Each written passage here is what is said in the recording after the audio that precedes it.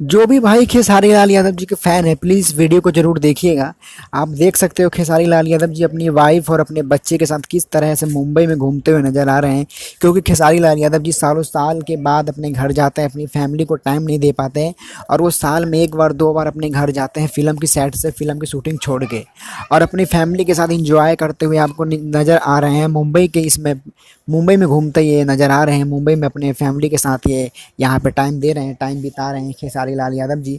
दोस्तों आप क्या कहना चाहेंगे खेसारी लाल जी के बारे में और खेसारी लाल की फैमिली के बारे में?